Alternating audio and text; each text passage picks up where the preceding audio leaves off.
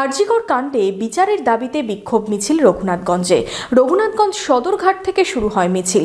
এদিন বাম, ছাত্র, যুব ও মহিলা সংগঠনের মিছিল শেষে মুখ্যমন্ত্রীর কুশপুত্তলিকা দাহ করা হয়। মনোবীক্ষণ পলিক্লিনিক, চিকিৎসার জগতে এক দশক। এখন এখানে সব বিষয়ে ডাক্তারবাবু একসাথে তলায়। ফোন করুন 7477799515 এই নম্বরে।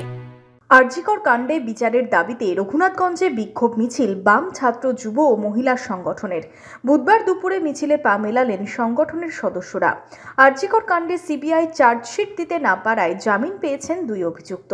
এরপরই সিবিআই এর ব্যর্থতা ও কেন্দ্র রাজ্যের বিরুদ্ধে সেটিংয়ের অভিযোগ তুলে পথে নেমেছে বিরোধীরা।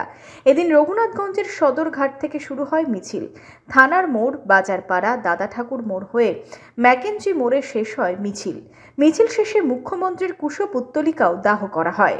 আমরা লক্ষ্য করছি প্রথম দিন থেকে সিবিআই ও রাজ্য প্রশাসন অর্থাৎ মমতা ব্যানার্জির একটা গোপন আতার আমরা লক্ষ্য করলাম। এতদিন অতিক্রান্ত এখনো পর্যন্ত সিবিআই আরজিকর কাণ্ডের চার্জশিট জমা দিল না এবং 4 দিন আগে আমরা দেখলাম যে জামিন হয়ে গেল। আমাদের দাবি, এসএফআই, ডিএফআই মহিলা সমিতির দাবি, অবিলম্বে আরজিকরে ধর্ষক খুনিদের গ্রেপ্তার করে দৃষ্টান্তমূলক শাস্তি দিতে হবে।